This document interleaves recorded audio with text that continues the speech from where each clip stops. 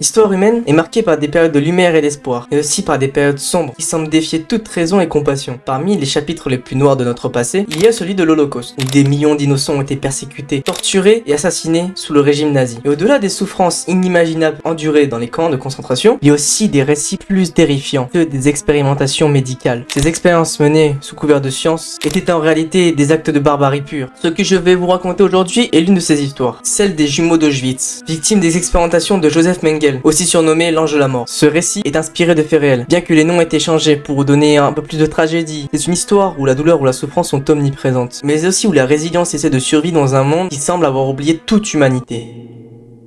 Partons en Pologne, de mon pays. Ah, que des souvenirs. Mais on n'est pas là pour parler des paysages ou de sa vodka et des gens avec un QI négatif, mais bien d'Auschwitz.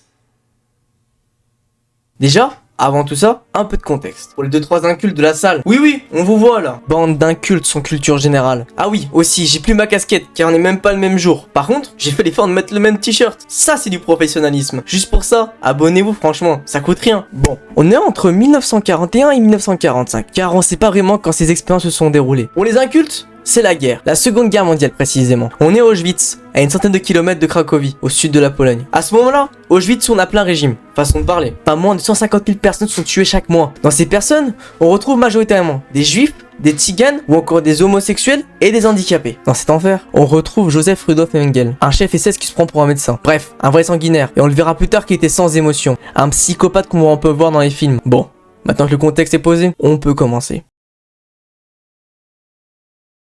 Imaginez un endroit où les enfants n'ont plus le droit de rêver, où leur innocence est enlevée dès qu'ils arrivent. Cet endroit, c'est Auschwitz, l'un des camps de concentration les plus tristement célèbres de la Seconde Guerre mondiale. Des milliers de personnes y ont perdu la vie, dans des conditions si cruelles qu'elles dépassent l'entendement. Mais au milieu de cette horreur, il y avait une figure qui se détachait particulièrement. Joseph Mengele, un médecin surnommé l'ange de la mort. Mengele n'avait rien d'un ange, bien au contraire. C'était un médecin, mais pas du genre à soigner. Là où un médecin normal cherche à sauver des vies, lui, Mengele, utilise ses patients comme cobayes. Sa grande obsession, les jumeaux. Pour lui, ses enfants n'étaient pas des êtres humains, mais des sujets d'études, des expériences vivantes. C'est l'histoire de deux enfants, Anna et David, des jumeaux nés dans un petit village d'Europe de l'Est. Ils avaient 8 ans lorsque la guerre éclata. Un jour, toute leur famille fut arrêtée et envoyée dans un endroit qu'ils ne connaissaient pas, à Auschwitz. Comme beaucoup d'autres, ils furent séparés de leurs parents à l'arrivée. Et contrairement à d'autres enfants envoyés directement à la mort, Anna et David furent emmenés ailleurs. Ils furent emmenés devant un homme en blouse blanche, Joseph Mengele. Bienvenue mes petits, disait-il d'un ton presque gentil en allemand. Anna et David ne comprenaient pas la langue, mais le ton de sa voix semblait étrange. Mengele leur souriait parfois, leur donnait même des bonbons. Pour eux, cet homme paraissait rassurant, du moins au début. Mengele passait beaucoup de temps à examiner ses nouveaux patients. Il notait tout, la couleur de leurs yeux, la forme de leur tête, leur taille. À ce moment-là, Anna et David ne comprenaient pas qu'ils étaient devenus des cobayes.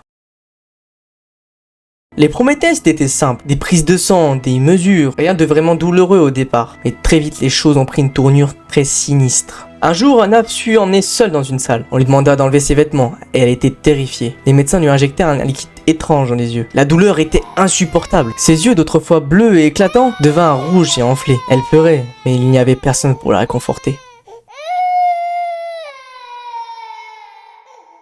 Pendant ce temps, David subissait d'autres expériences. Un jour, ils lui injectèrent du sang prélevé sur un autre jumeau mort. simplement pour voir ce qui allait se passer. Ses veines brûlaient, il était très faible, mais il ne comprenait rien de ce qui se passait. Il ne voulait qu'une chose, revoir sa sœur. Les jours passèrent et les tortures continuèrent. Mengele observait tout, prenait des notes sans la moindre émotion. Parfois, il faisait des expériences qui n'avaient aucun sens, comme priver de nourriture les enfants, pour savoir combien de temps ils allaient survivre sans manger, dans des conditions terribles en plus. Il comparait les organes des jumeaux morts, pour savoir s'il y avait des différences entre eux. Pour Mengele, ces enfants n'étaient que des objets, des sujets d'études. Leur souffrance ne comptait pas. Malgré tout, Anna et David restaient soudés. Chaque soir, dans leur dortoir, entourés d'autres enfants aussi terrifiés qu'eux, ils espéraient qu'une chose, survivre ensemble. Ils se racontaient des histoires de leur village, des jours heureux avant la guerre. C'était leur façon de résister à l'horreur quotidienne, de garder un peu d'humanité dans cet enfer.